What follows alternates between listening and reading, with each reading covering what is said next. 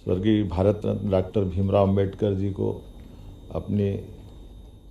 विनम्र श्रद्धांजलि भी अर्पित करता हूँ और उनके दिए गए अद्वितीय इस संविधान को स्मरण करते हुए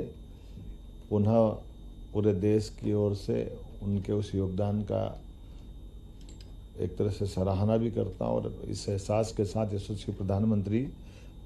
श्रीमान नरेंद्र मोदी जी, हमारे यशस्वी गृह मंत्री श्रीमान अमित शाह जी और पूरा देश आज संविधान दिवस के अवसर पर न केवल संविधान को याद कर रहा बल्कि डॉक्टर भीमराव अंबेडकर जी के योगदान को भी याद कर रहा है। हमारे लिए एक और अवसर आज बढ़ जाता है जब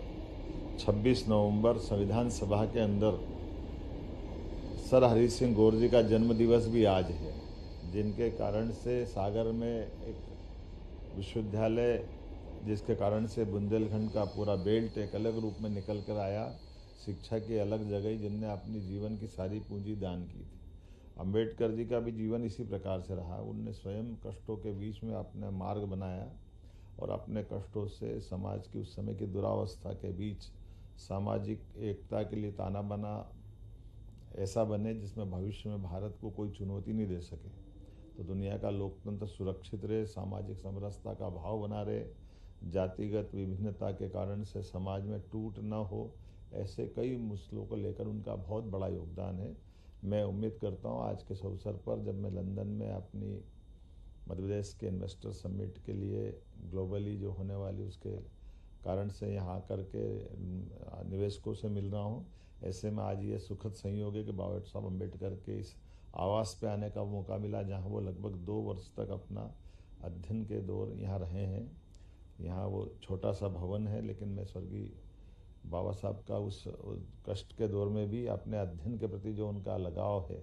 उसको स्मरण भी करता हूँ और हम यशस्वी प्रधानमंत्री को धन्यवाद देते हैं जिनने बाबा साहब के एक एक ऐसे स्थानों को तीर्थ के रूप में जनता को जानने, समझने